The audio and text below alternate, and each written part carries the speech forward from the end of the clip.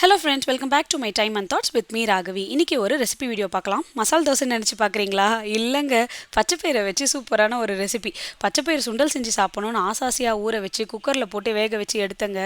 எத்தனை விசில் போச்சுன்னே கவுண்ட் பண்ணாமல் விட்டுட்டேன். இந்த மாதிரி குழஞ்சி போச்சு.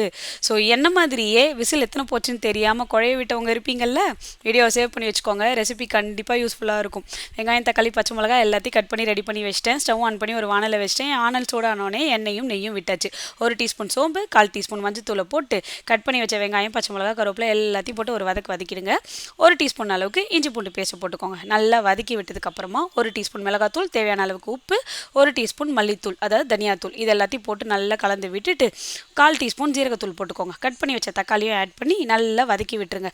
சுண்டலை வேக வச்ச தண்ணி இருக்கும்ல, அது எப்பவுமே தூக்கி கொட்டிடாதீங்க. கிரேவி பண்ண யூஸ்ஃபுல்லாக இருக்கும். ஸோ அதை எடுத்து கொட்டி ஒரு வதக்கி தட்டு போட்டு மூடி வச்சிட்டேன். வெங்காயம் தக்காளியெல்லாம் நல்லா வதங்கி வந்ததுக்கு அப்புறமா இப்போது நம்ம குழச்சி வச்சுருக்கோம்ல, அதை எடுத்து இதில் கலந்துருங்க.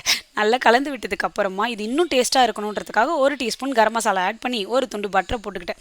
இப்போ நல்லா கலந்து விட்டு தட்டு போட்டு மூடி 2 நிமிஷம் கழித்து எடுத்திங்கன்னா அருமையான பேரே வைக்காத நம்ம குழஞ்ச சுண்டலில் வந்த ஒரு ரெசிபி ரெடி.